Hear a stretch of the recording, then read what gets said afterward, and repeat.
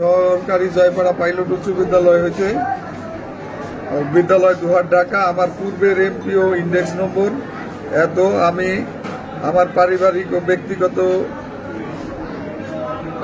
সমস্যার কারণে 18/9 এত তারিখ